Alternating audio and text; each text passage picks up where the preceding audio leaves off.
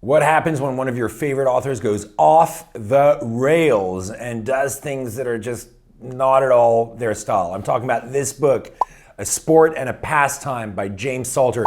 James Salter was an American author, incredible stylist, the greatest stylist there ever was. It's been said that he could write a novel in a single sentence because his style, his prose was so powerful. He had an incredible story, James Salter. He was a cadet at West Point, a military academy in the US. He became a fighter pilot in the Korean War. And from that experience as a fighter pilot, he wrote his first novel called The Hunters, which is a mind-blowing novel. Imagine Top Gun, written by Ernest Hemingway, exploring the themes of war and fighter jets, and just incredible book. He's written some other incredible books, such as Light Years, All That Is, which is his final novel, beautiful novel. But I'd been saving this one, A Sport and a Pastime, forever because people had said to me, oh, it's the best James Salter. And unfortunately, I beg to differ. It's really not that good. What's wrong with it? Basically, James Salter went from being this quite straight-laced fighter jet pilot, military type, and so on, to a kind of Hollywood screenwriter, and he had to make a transition. This book is part of the transition. It was written in 1967,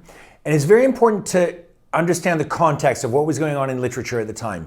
There was in France a new literary movement called Le Nouveau Roman, which was headed by quite pretentious writers like Alain Robbe-Grillet, Claude Simon, Nathalie Sarraute, and everything. And they were trying to turn the novel on its head. They were playing with perspective and linearity. And I think what happened is that in America, they were looking at these developments in France and thinking, oh my God, these French people, they're so cutting edge. We need to be more French. We need to, and that's what James Salter did here. He deserted his own writing principles, his own style, to try and do something a bit modernistic, a little bit new wave, and it absolutely doesn't work. I want the old James Salter. I don't want this kind of abstract nonsense, and the thing is kind of framed by an unreliable narrator, and it's a road trip across France, but France isn't really a character in it. I mean, I don't even want to talk about the book. It was so disappointing. This is not the James Salter you should read. There are plenty of other books by James Salter. I know this is a minority opinion because everybody I speak to is like, oh my God, A Sport and a Pastime, so good.